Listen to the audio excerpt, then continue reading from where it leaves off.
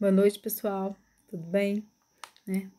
Bom, um prazer estar podendo gravar esta aula para vocês, apesar da situação que a gente está vivendo, uma situação muito peculiar, né? Muito difícil. Eu nunca tive o primeiro contato com o aluno de forma virtual, né? Eu sempre estive, pelo menos na sala de aula, um pouco um a um, para depois, por exemplo, ter alguma atividade remota, né? Igual é o caso das outras turmas, né? Nunca teve um caso em que o primeiro contato que eu tivesse com meus alunos fosse à distância. Então, é um desafio muito grande para a gente, mas eu agradeço a todos que estão enviando atividades, que estão estudando os conteúdos, né? Isso é muito bom. É o melhor que a gente tem, né? A gente está vendo uma situação que os anéis já se foram há muito tempo e a gente está correndo para safar pelo menos os dedos, né? Então, vamos lá. Eu vou falar um pouco para vocês sobre estilo lírico, porque é um estilo mais complexo diante do cenário da poética clássica. E a gente, em teoria literária, a gente, a gente vai estudar poética, né, de Aristóteles, e aí eu vi no plano do professor, no diário do professor que ele já trabalhou, de qualquer forma, presencialmente a gente vai relembrar. E aí, dentro das 4 aulas que eu selecionei do professor, das primeiras atividades, o professor aborda, né, os 3 gêneros clássicos. No texto da atividade de hoje também, que muitos alunos já apresentaram, já colocaram lá no grupo, a gente também fala, né, do gênero lírico, dramático e narrativo. Eu escolhi falar sobre o estilo lírico, especificamente porque quando a gente for falar do narrador, a gente vai falar do estilo do narrativo. Quando a gente falar do narrativo, a gente vai falar do narrador, a gente vai falar do narrativo e também um pouco do dramático. E quando a gente for falar de verossimilhança, a gente também vai falar um pouco do dramático e do narrativo, entendeu? O estilo lírico é um conceito da poética clássica. Quando você estuda a poética clássica, você tem uma visão totalmente diferente da escrita de poema, né? Então, e aí dentro do estilo lírico nós temos os poemas, nós temos finalmente as epopeias, né? Que era uma narrativa, né? Você lia, você entrava em contato com histórias dos heróis, né? E história de uma cultura, né? Que estava representada ali, mas mais em forma de versos, né? E uma preocupação com o tom, com o som, né? E aí eu trago para vocês um pouco dessas características, né? O trabalho meu que eu trouxe para discutir com vocês um texto de Stein e que se a gente estivesse na sala de aula, a gente ia ter que fazer toda a leitura detalhada dos 3 gêneros a partir da ótica do que ele coloca e faríamos seminário, né? Então eu vou tentar ser breve na abordagem desse estilo literário, lírico, para que não fique muito grande o vídeo. Vou tentar, né, gente? Não é fácil, então bora lá. Então, na antiguidade, cada gênero literário era representado por um pequeno número de obras. Então, era lírica, poesia que se assemelhasse em composição, extensão e principalmente na métrica, às criações de outros autores líricos considerados clássicos. Então, tipo assim, a Ludmilla escreve e todo mundo reconhece a escrita dela como a escrita, né? Ela escreve poema como ninguém. Todo mundo gosta dela, todo mundo gosta da produção dela. Ana Paula também, né? Escreve muito bem. Então, aí a Luciana começou a escrever. Que tipo de escrita é que a Luciana é? Será que é lírica? Então, vamos comparar a métrica dela, vamos comparar os temas abordados por ela com esses autores antigos, clássicos, né? Que já tinham um nome dentro da sociedade ali como escritores. Aí sim, nessa comparação poderia tirar as características e dizer que a poética, que o escrito de Luciano seria estilo lírico, né, ou dramático e tal. Então, a poética teria que comparar baladas, canções, hinos, odes, sonetos, epígramas, que são comparar todas essas escritas para aí tirar as características, gente. Tá vendo que não era um serviço fácil de dizer, não, hoje em dia a gente tem muito estudo, né? Muitas características que a gente só precisa, por assim dizer, aplicar, né? Mas antes não, antes eles tinham que criar um conceito para caracterizar um estilo, se ele fosse para dizer que ele era lírico, para dizer que ele era narrativo, para dizer que ele era dramático, entendeu? Então ele era um trabalho árduo.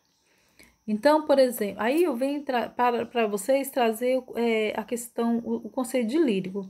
Quando a gente vai falar do lírico, e aí clima lírico, tom lírico, não está. O que você pensa? A gente pensa muito numa canção, o tom lírico, né? O tom, o clima, né? Lírico. Muito mais do que num poema, numa escrita, num texto escrito, né? E aí o Stagg vai dizer dessa relação dos poemas com do estilo lírico, né? Vou dizer estilo lírico, não poemas, que a gente considera hoje muito poema, mas é o estilo lírico. Porque o que era caracteriza quais as características, o que caracterizava o estilo lírico? O som, o ritmo, né? O tom dos versos, né? Então eu trouxe para vocês aí, né? De propósito mesmo, para a gente começar a nossa discussão, uma análise que o Stagg vai fazer de uma escrita canção de... Lembrando aqui do nome dela. Canção noturna, né? Tá esquecendo essa palavra noturna. Então, essa canção, ele vai fazer uma análise dela, mas a canção está em alemão, né? E aí eu só gostaria de chamar a atenção para vocês como é que ele faz essa análise, né? Em todos o poema, todas as obras que ele escolheu foi quase tudo alemão para fazer essa análise, né? Então ele vai fazendo uma análise como é que o autor escolheu cada letra, cada um demorado na consoante, o demorado mais rápido, ser mais rápido na vogal, por exemplo. Então vamos aqui, ó. É possível ouvir o som do crepúsculo silencioso no U longo e na pausa que se segue, né? Aí ele coloca mais um verso em espanhol e vai fazendo análise. Espanhol, eu quero falar espanhol, em alemão e vai fazendo análise. Aí ele vai dizendo que a rima do U para RU não traduz acalento tão profundo porque a frase não termina e a voz permanece elevada, o que corresponde ao movimento final das folhas nas árvores.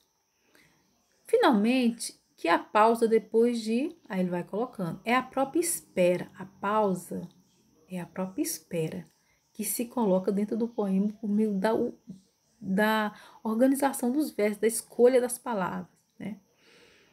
Até que no verso final, nas duas últimas palavras prolongadas, né, tudo se acalma, inclusive o homem, o mais inquieto dos seres. Então ele vai dizer que o quê?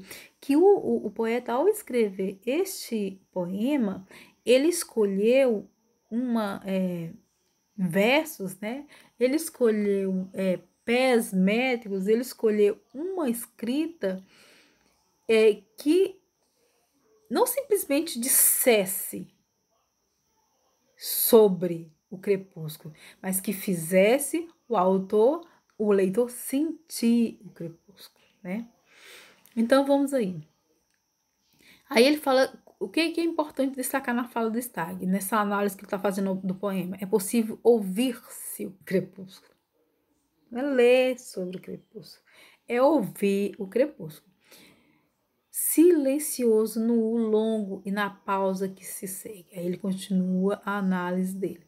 Que a rima do U para RU não traduz acalento tão profundo porque a frase não termina e a voz permanece elevada, o que corresponde ao movimento final das folhas nas árvores.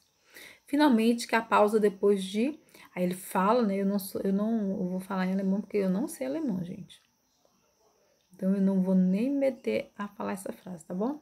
Mas eu entendo, eu espero que vocês entendam o que eu tô tentando passar. E a própria espera, que ele tá fazendo uma análise dos versos em alemão, né? É a própria espera até que no final, nas duas últimas palavras prolongadas, né? Tudo se acalma, inclusive o homem mais inquieto dos seres. Então, ele vai falar dessa ausência, a pausa, porque a pausa é a ausência do som, né? e que causa um sentimento, que vai desencadeando sensações da gente, né? O ritmo lento, né? O tom baixo, tudo isso tem um objetivo. Ai, meu Deus, e agora? Mas como é que eu vou fazer? O cara escreveu o verso e eu vou ter que saber disso? É isso que a gente quer discutir aqui, né? Então, em português é o seguinte, gente. Sobre todos os cumes, quietude, em todas as aves mal percebes um alento. Os pássaros emudecem na floresta. Espera só um pouco, breve, descansa tu também. Entendeu? Então, ele não faz análise de língua portuguesa, até que ele faz em alemão e a gente não traduz porque ele vai dizer que o quê? Algumas conclusões de Stein. Os sons parecem sugerir a disposição da alma criada pela apreciação das folhas, viu, gente? Não é folhas, é folhas outonais levadas ao vento. Então, ele não quer escrever sobre as folhas, ele quer fazer que a gente sinta o que é essas flores caindo do outono, aquela sensação, entendeu? A sequência dos dátilos reproduz o estrondo do mármore, a riqueza das vogais, as artimanhas sedutoras de Calypso. Então ele vai falando como é que é a utilização ou não daquela determinada palavra, da repetição ou não de determinada vogal, vai fazer o leitor sentir, né? No estilo lírico não se dá a reprodução linguística de um fato. Não se pode aceitar que em Wanderers Nectar estivesse de um lado o clima do crepúsculo e de outro a língua, em todos os seus sons, pois é a própria noite que soa como língua. Ele vai dizer que o quê? Na análise que o Stagg faz do poema, ele vai dizer que o quê? Que não é um dizer sobre o crepúsculo, é separado, um dizer separado e do outro lado o clima. Ele vai dizer que é a própria noite que soa como língua, né? Então, os dátilos é um pair de verso formado de uma sílaba longa e duas breves, eu vou falar um pouco mais na frente, e ele vai dizer que a língua se dissolve, né? A língua, ela se dissolve no clima e nesse crepúsculo, nessa noite, né? Nessa forma, nessa sensação, há uma unidade da língua com o conteúdo, né? Muito interessante essa análise de Steig. Então, a interpretação separa em partes distintas o que em sua origem é enigmaticamente uma só coisa. Além disso, ela não pode nunca desvendar todo o mistério da obra lírica. Cada palavra, ou mesmo cada sílaba da poesia lírica, é insubstituível e imprescindível. Entendeu? Você vê como é que era, gente, para escrever um poema, para escrever um estilo lírico. O valor dos versos líricos é a unidade entre a significação das palavras e a sua música.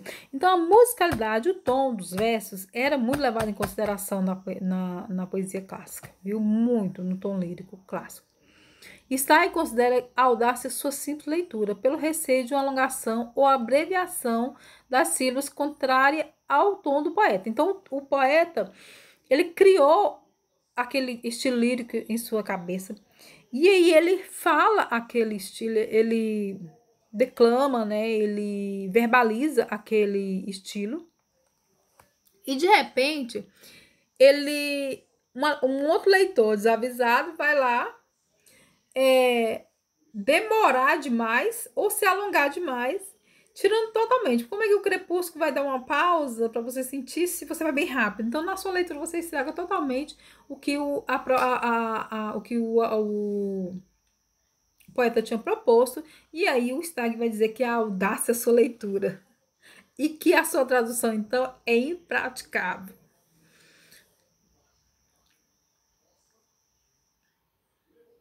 E aí os versos líricos, aí ele coloca que os versos líricos, quando tem que ser declamados, só soam corretamente enquanto ressurge da profunda submersão, né?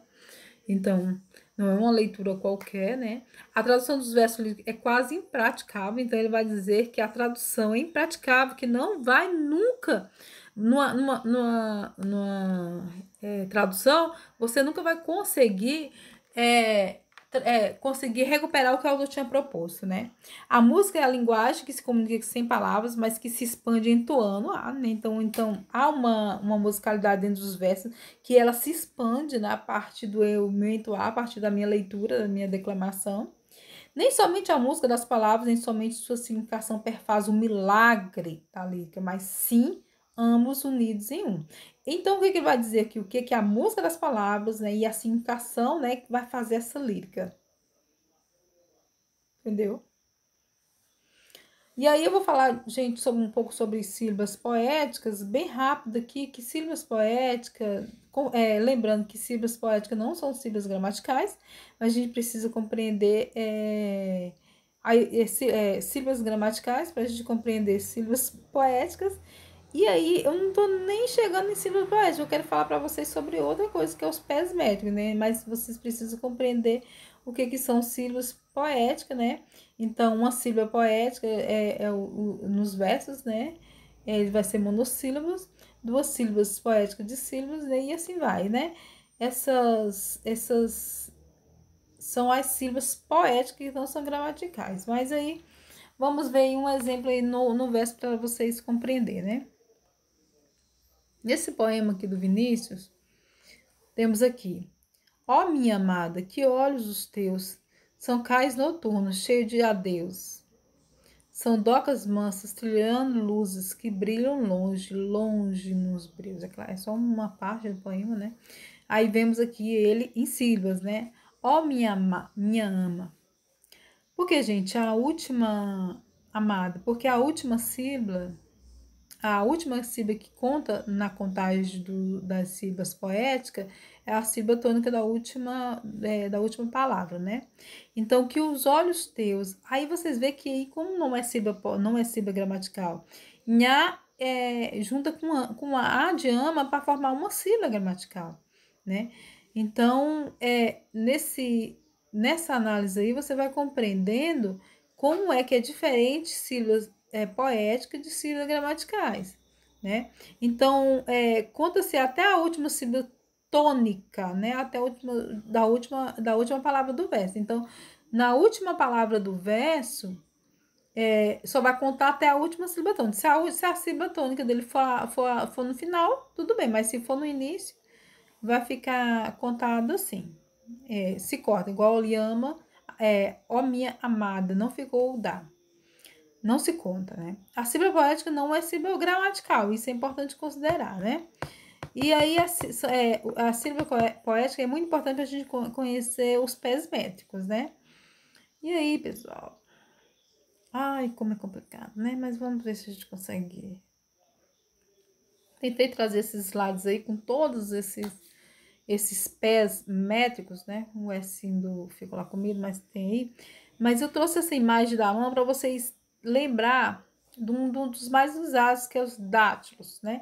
Que ele é uma sílaba tônica longa e duas sílabas breves. Lembrando esse dedo indicador da gente, que ele tem uma parte maior e duas partes curtas, né? Que vai, por isso que do nome. Outro verso também, outro pé métrico também. Então, gente, para vocês compreender o pé métrico, tem que compreender a sílaba. Por exemplo, que um pé métrico é formado por, no caso do Iam, por exemplo, de duas, né? Uma sílaba breve e uma tônica. Por exemplo, o respondeu, que é duas sílabas tônicas longas, entendeu? Não é um pé métrico, ele vai formar duas sílabas. E pé porque tinha o ritmo das lírias, era no pé, ali no pé. Então, desses daqui, eu gostaria de chamar vocês a atenção para o dátilo, né? E o espandeu, que eram muito usados na poética de Homero, e a gente vai ler, né? E aí eu só tô esperando pra gente ver qual a leitura, se a gente vai considerar mais o conteúdo ou mais a métrica que eu vou levar em consideração na hora de a gente ler. Então, tô selecionando material pra gente ler. para literatura 2, claro, né? A teoria literária 2. Então, vamos aí. Então, esse pauzinho, ele representa uma sílaba longa, que o leitor vai demorar. E ela é forte, como se fosse uma palavra mesmo, tem relação com a sílaba tônica. Por exemplo, quando pelo menos isso era muito comum quando eu estava estudando na educação básica, quando era menina, por exemplo, de você saber qual era a sílaba tônica da palavra, né? Por exemplo, lâmpada. Então, se eu demorava mais em lâmpada, ela é a tônica, era a mais longa e a mais forte, né? E se eu lâmpada, então aí se eu fosse analisar na ótica dos pés métricos, ela daria uma longa e duas curtas, como o pé métrico dátilo, né? Lâmpada, dá bem rapidão, entendeu? Então, é como se fosse a lâmpada fosse um pé métrico e fosse composto de uma sílaba tônica, que é lâmpada, e demorada e mais forte, e duas átomas, que é bem breve. Lâmpada, tá? E o dá, certinho? Então, alguns conceitos apresentados na obra, né? Que assim, para você ler a obra de Sage, você precisa conhecer esses conceitos, né?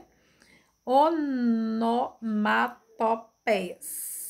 Não sei por que palavras tão curtas, rápidas e expressivas tem um nome tão grande e complexo, na minha opinião. Que minha língua enrola tudo na hora que eu vou falar. Então, bora aí. Palavra formada a partir da reprodução aproximada de um som natural, né? Tic-tac, né? Tic-tac é como se fosse a representação real do som pela palavra, né? Então, geralmente são palavras bem toque-toque, né? Que imita o som de alguém batendo na porta. Batendo aqui no computador, toque-toque. Hexâmetros, verso grego ou latino que tem 6 pés. Quer dizer, gente, 6 pés, vamos pensar aí. Não quer dizer que um pé... Ah, não, professor, um pé tem só 3 sílabas? Não, pé, por exemplo, o espondeu, ele só vai ter 2 sílabas, e é tudo sílaba tônica, que eu nem... assim, até você imaginar que você vai ler um verso, e aí dentro dele ele vai ter um pé métrico desse tipo, que vai ser 2 sílabas longas, uma atrás da outra, 2 sílabas fortes, entendeu? Então, e no caso do dátilo, ele tem 3 sílabas, né? Então, quer dizer... Agora, o hexâmetro, ele vai ter 6 pés, quer dizer, 6 combinações de pés métricos. Os 4 primeiros podem ser dátilos ou espondeus, o quinto deve ser dátilo e o sexto deve ser espondeu, né? Então, eu tô chamando a atenção de vocês para vocês isso aí, porque é uma característica dos versos de Homero, né? Enjambement, né? Que é o encandeamento, né? Encandeamento dos versos. Isso aí quando você tá lendo um poema ou até uma música, aí você emenda um verso no outro, né? Para dar o ritmo, para dar o som. Por isso está muito ligado a lírico, a lira, a música, a som, né? Pé métrico. Pé é a unidade rítmica do poema. Na antiguidade, o poeta recitava seus poemas acompanhando da lira ou marcando o ritmo com o pé, né? Então, os versos eram marcados por pés, né? Então, por isso chamava pé métrico, certo? Som. No poema é emitido pela entonação de consoantes, vogais ou sílabas. Harmonia. Interação equilibrada entre os sons emitidos pelo poema. Então, você tem uma harmonia, por exemplo, os sons dentro do poema tem uma harmonia entre o som do primeiro verso com o som do segundo verso, ou então o ritmo, né, daquele ali, para ter essa harmonia, esse diálogo entre os versos, né? Ritmo, alternância dos sons e manifestação da simetria criada pela combinação de fonemas, segmentos rítmicos, né? Vou dar o exemplo aqui para vocês já já. Música, resultado da combinação dos sons emitidos pelo poema. Um poema tem música, gente. Versos, conjunto de fonemas e combinações que, formando sílabas, combinam, formando o ritmo. Eles são os versos dos poemas, né? Isso aí é mais tranquilo de vocês entender, né? Não é possível, Maria, né? Linhas, são como se fossem as linhas do poema, né? Aquelas linhas assim. Metro, número de sílabas poéticos dos versos, né? São aquelas sílabas lá que eu coloquei no início, aquela tabelinha lá de até 17 lá. 17, se eu não me engano. A primeira tabela de sílabas poéticas, viu? Não confundam sílabas poéticas com pé métrico. Pé métrico é formado com alguns pés com 2 sílabas poéticas, outros com 3 sílabas poéticas, entendeu? Então, a rima vocês também sabem. Então, versos desses que é mais fácil vocês compreender, que faz parte do contexto de vocês, né, de atuação dentro da educação básica, que vocês têm lido. É a rima, que é reiteração dos sons iguais ou similares em uma ou mais sílabas, né? Essa rima, você sabe o que é rima e sabe o que é verso, né? Na criação lírica, o metro, rima e ritmo. Na criação lírica, o metro, rima e ritmo surgem em uníssono com as frases, né? Então, tipo assim, na criação lírica, gente, o metro, a rima e o ritmo é uma coisa só, né? Eles se juntam para criar uma harmonia e dar um sentido para os versos.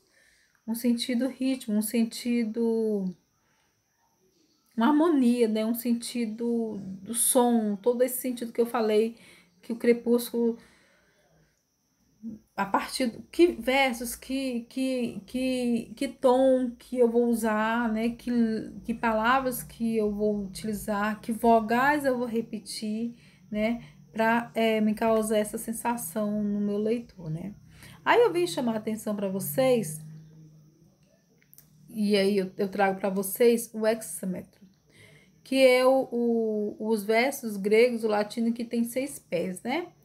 E só para vocês terem uma ideia, gente, desse primeiro verso aqui da Ilíada, do Virgílio, ele está em grego, e a análise que fez aqui, ó, um pé, segundo pé, terceiro pé, né, quatro pé, né, quarto pé, quinto pé, sexto pé. Olha aqui, gente, o primeiro pé é um dátilo, né, que é formado por uma sílaba L, que significa que é longa, e a B, que é breve, né? Longa é a forte, breve é a átoma, né? Mais fraca. E aí, você presta atenção que que o primeiro pé é um dátilo, o segundo pé também, o terceiro pé é um espondeu, o quarto pé é espondeu, quinto pé o dátilo e o sexto espondeu. Essa é uma análise, gente, em grego. A Eneida, ela é uma obra romana, né, escrita por Virgílio, que é inspirada, né, por assim dizer, nas obras do Homero. E ela a análise que é feita aqui é na própria língua, que como o Stag vai dizer, que é impraticável, né, você compreender esse som, esses pés métricos é a partir da tradução, né? E olha que existem muitos autores e tradutores que têm tentado fazer isso. Então, o dático é uma sílaba tônica longa e duas breves, né? Que é átonas, que é as mais rápidas, né? Já te expliquei aí. Respondeu que duas sílabas tônicas longas, né? Então, é assim a composição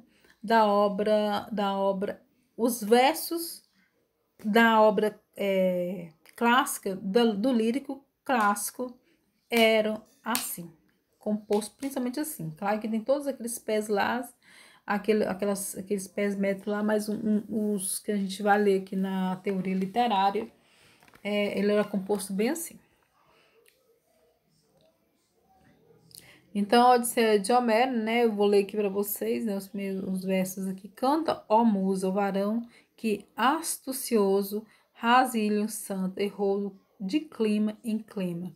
Viu de muitas nações costumes vários, 1000 transes padeceu no Hércules ponto. Por segurar a vida e aos seus à volta, baldo afã, pareceram tendo insanos, ao claro hiperiônio os bois comidos, que não quis para a pátria alumiá-los. Tudo, ó prole de Al, me aponta e lembra, né? Aí, gente, essa aqui é uma da Odisseia de Homero, né? E aí aqui Lida, né, também de Homero, que é uma história que eu gosto muito. Eu prefiro Ilíada que a Odisseia.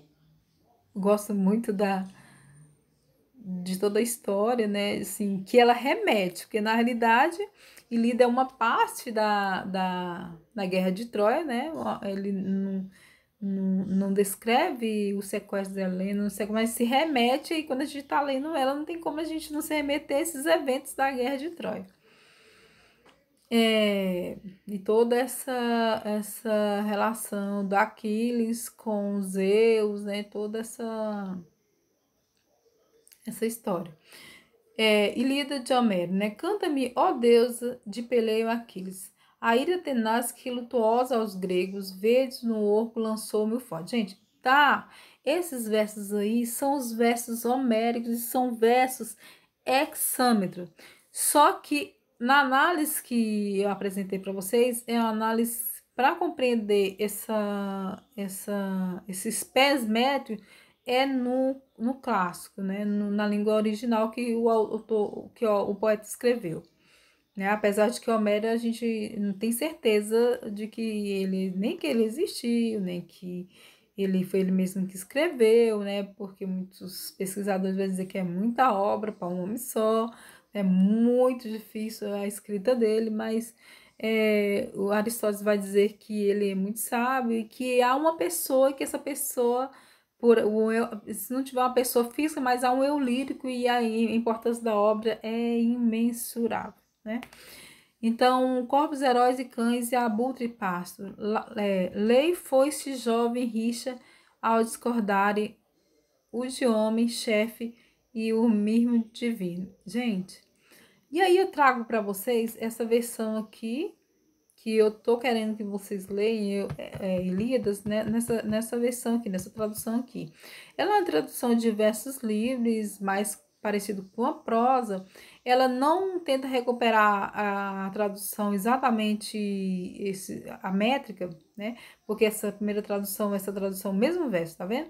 Em cima e embaixo, esses versos acima, ele tenta recuperar a métrica, né? Mas eu tô explicando para vocês sobre a métrica para quando a gente for ler em literatura 2, se eu não me engano, Companhia das Letras, a gente vai compreender melhor a obra e isso é o que importa nesse sentido, porque a gente vai perder alguma coisa, mas a gente compreende, vai entender melhor, mas vai se perder a métrica, né? Mas é o que se dá, né? Não dá para ter na tradução não dá para se recuperar tudo, não dá, alguma coisa se perde, né? Canta, ó Deus, a cólera de Aquiles, ó Pélida.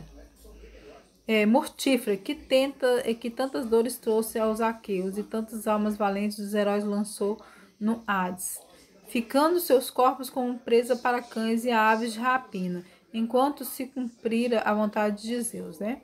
Desde o momento em que o primeiro se desentenderam, o Atrida, soberano dos homens, e o divino Atlas. Essa versão aqui, a gente tem uma compreensão melhor do que está acontecendo, né? Então, eu vou ver como a minha questão é só que eu tô achando que não tem ela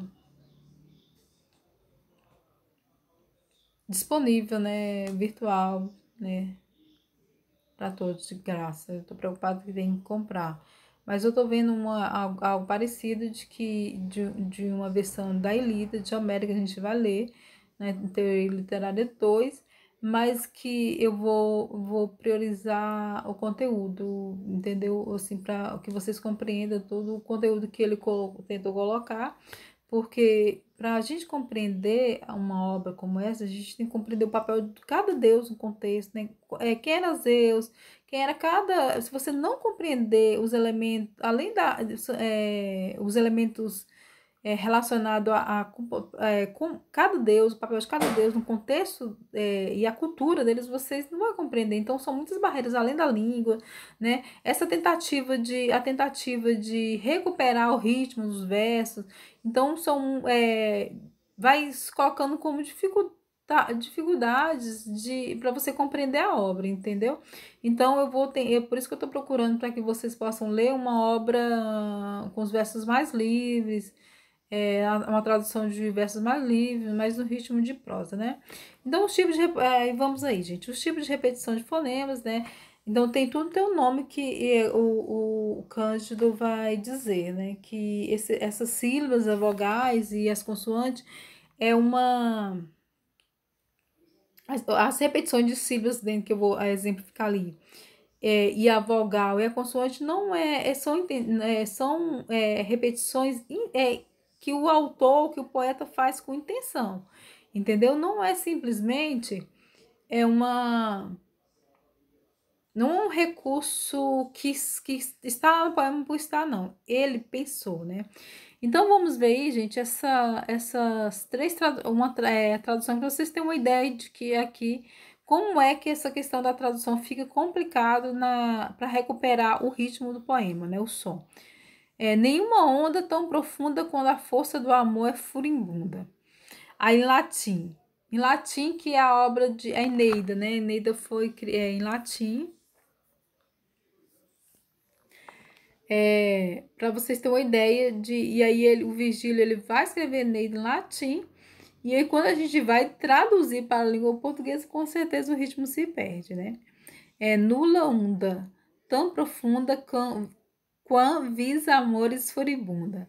Aí vem para alemã, que eu não vou nem ler, né? Claro, gente, que esse anda, anda, onda, onda, onda não vai se repetir.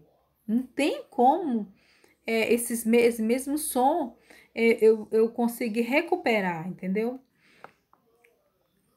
Então, a violência do amor é comparada à água, e as rimas unda, profunda, furibunda evocam as profundezas do sentimento de onde provém o inaudito, né, que nós mesmos não conhecemos.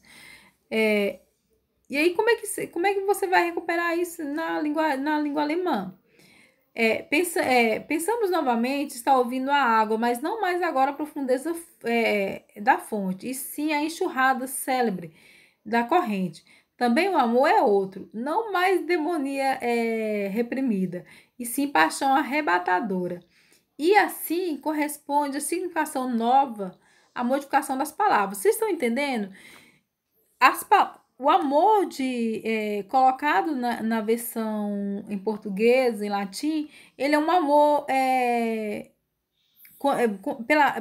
expresso, vivenciado que é evocado pelas profundezas de um sentimento que não tem palavra para expressar, né? Inaudito.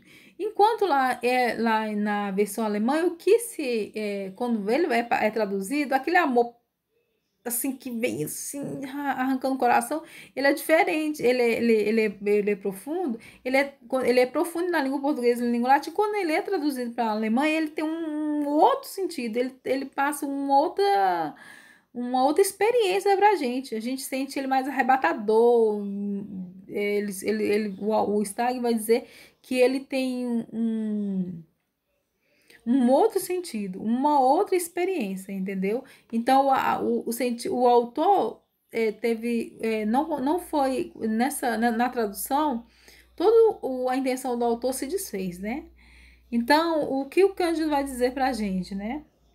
Que além da melodia e da harmonia próprias a palavras poeticamente ordenadas em verso, regular ou livre, há certos fonemas que despertam sensações ou emoções de outra natureza auditiva, plástica, colorida, seja em si, seja ligadas a ideias no nível psicológico. O que o autor vai dizer que, por exemplo, a utilização, a escolha da palavra branca, por exemplo, está se remetendo à brancura, de moral, né? Então, por exemplo, né? A escolha de certas o autor, ao escolher determinadas palavras, ele não queria só dizer por meio daquelas palavras, mas fazer a gente sentir a partir daquelas escolhas, né? Então, vamos ver aqui nessa análise aqui desses versos de Mário Quintana.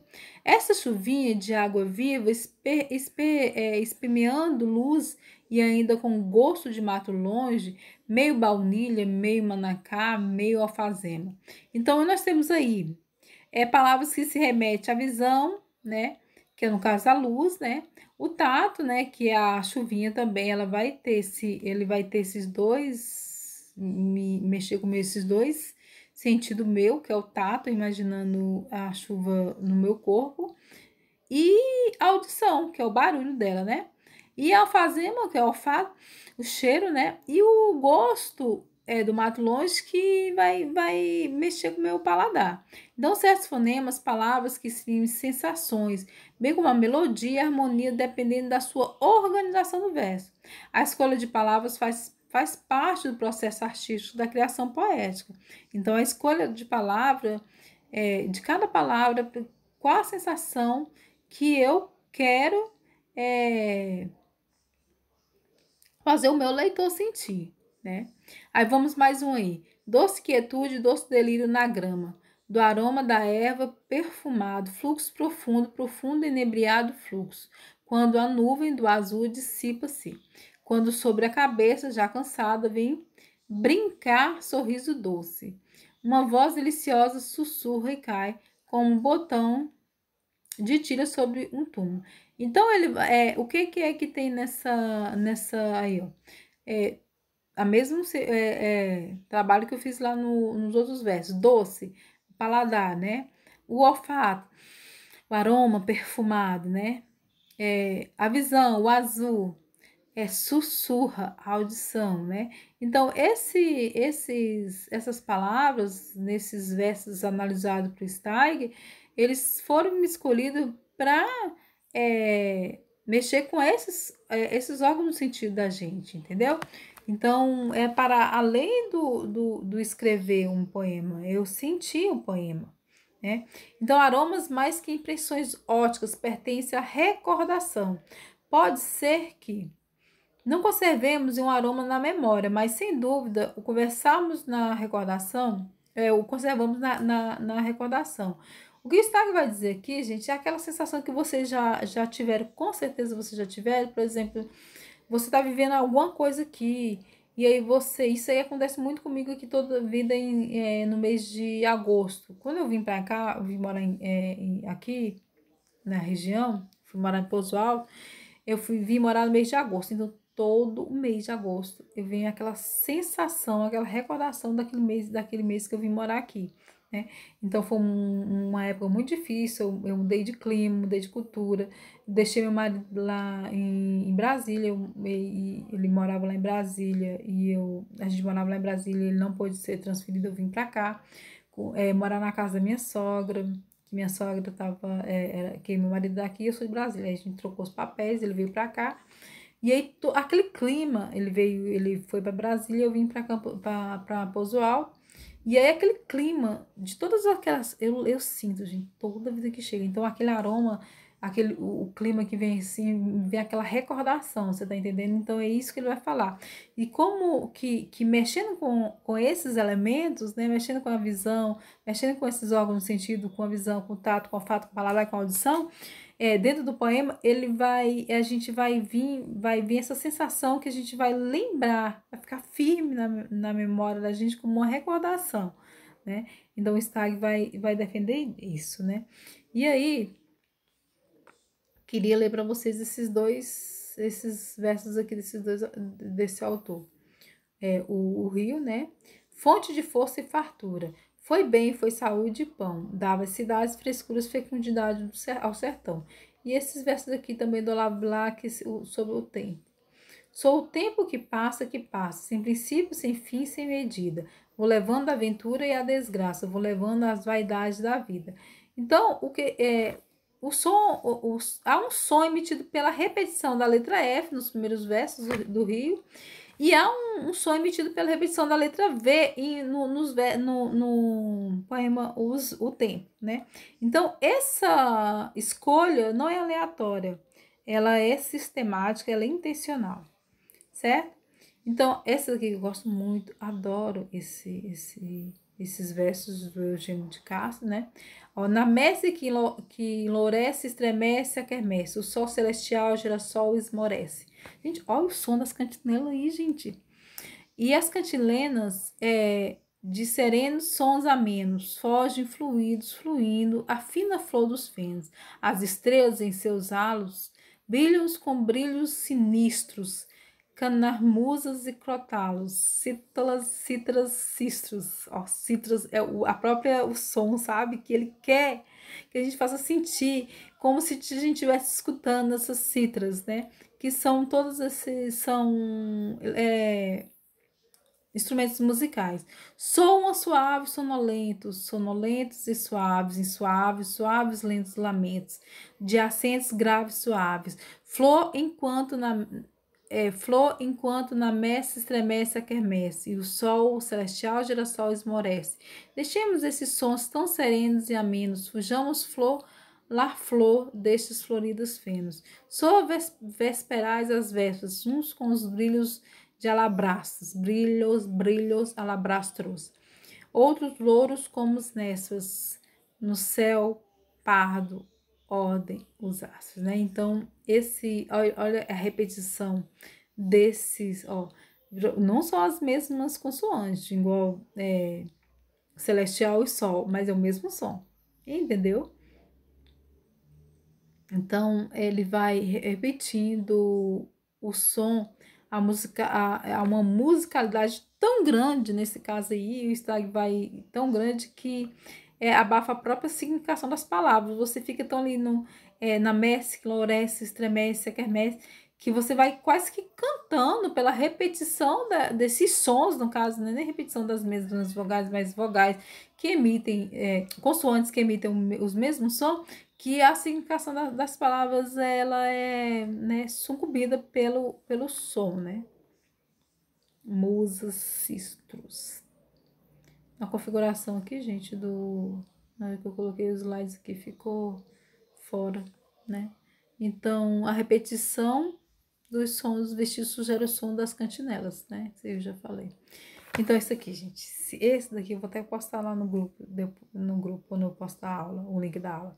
Café com pão, de Manuel Bandeira, tem de fé. Café com pão, café com pão, café com pão.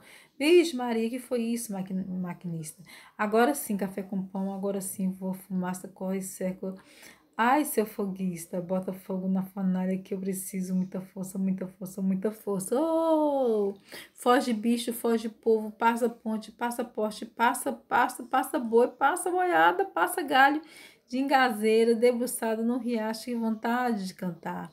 Oh, quando me prenderam, nunca naviar, cada pé de cana era um oficial. Oh, menina bonita de vestido verde, me dá a tua boca para matar minha sede. Oh, vou-me embora, não gosto daqui. Nasci no sertão, sou de Ouriscuri. Oh, vou depressa, vou correndo, vou na toda, que só levo pouca gente, pouca gente, pouca gente. Então, esses versos aqui, gente, o ritmo está presente em nosso cotidiano, né? Então, a reflexão que esses versos trazem é de várias formas, pois os sons não seguem uma linha reta. O poeta, para captar esses sons, ele precisa captar esses sons e ritmo, procura palavras que expressam, que representem todo o mundo por ele observado e sentido, entendeu? Ele quer, na escolha de palavras, os versos mais curtos, com menos sílabas, menos ou mais sílabas poéticas, né? Com pés métricos ou não, ele vai utilizando esses recursos para expressar o mundo que ele está sentindo, entendeu? Algumas conclusões, então. Em sua gênese, o poema é um gênero híbrido, pois o estilo lírico nasceu quando o poeta recitava seus poemas acompanhado de lira, um instrumento musical. Nesse sentido, o poema, em sua essência, é a palavra música, é como se a música estivesse intimamente relacionado à palavra, né? Lírica deve mostrar o reflexo das coisas, dos acontecimentos na consciência individual. Os conceitos confundem-se independentemente da pessoa, quer dizer, em si. A conceituação está visivelmente falsa. Nenhum objeto é acessível em si, justamente por ser objeto. Está em frente. Pode ser observado apenas a partir de um ponto de vista, de uma perspectiva que é justamente a do poeta, do seu tempo e do seu povo, né? Então, essa fala está dizendo que o quê? Que um poeta, ele apreende aquele mundo que ele está vivendo e ele tenta passar para o seu leitor. E aí vai ter leitores diferentes, em lugares diferentes, em tempos diferentes, vai ter vai ter uma reação diferente nos seus leitores. Então, para finalizar, viu, gente, eu gostaria só de ler esse poema aqui chamado Poética, de Manuel Bandeira. Estou farto do lirismo comedido, do lirismo bem comportado, do lirismo funcionário público com livro de ponto expediente, protocolo e manifestações de apreço ao senhor diretor. Estou farto do lirismo que para e vai averiguar no dicionário o cunho vernáculo de um vocábulo. Abaixo os puristas, todas as palavras, sobretudo os barbarismos universais, todas as construções, sobretudo as cintas de exceção, todos os ritmos, sobretudo os inumeráveis. Estou farto do lirismo namorador, político, raquítico, sífilico. De todo o lirismo que capitula ao que quer que seja fora de si mesmo. Do resto, não é lirismo. Será contabilidade, tabela de consenso secretário do amante exemplar com 100 modelos de cartas e as diferentes maneiras de agradar as mulheres, etc. Quero antes o lirismo dos loucos, o lirismo dos bêbados, o lirismo difícil e pungente dos bêbados, o lirismo de Shakespeare, né, de Clown Shakespeare. Não quero mais saber do lirismo que não é libertação. Então, ele faz uma crítica a essa preocupação de estar escrevendo não de forma livre, né? Então, o Manuel Bandeira ele vai fazer essa crítica na poética clássica, dos versos trabalhados na métrica, né? E que excede, né, que preocupa mais com a organização da métrica, né, no ponto de vista da crítica dele, do que com o passado, né, com o conteúdo. Mas o que vocês têm percebido aí de todo o percurso é que, e aí por isso que é muito interessante essa crítica, que o poeta ele tinha um objetivo para além de dizer, o objetivo dele era fazer sentir, entendeu?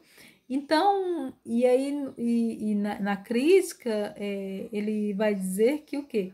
Que ele prefere ele não quer esse lirismo difícil, que ele vai considerar isso difícil, ele vai querer um lirismo livre, do bêbado, aquele que vai e que diz, né, que diz logo, né, e não fica rodeando para assim fazer sentir, né, porque na realidade também fazer sentir, ao invés de dizer diretamente, é um trabalho árduo.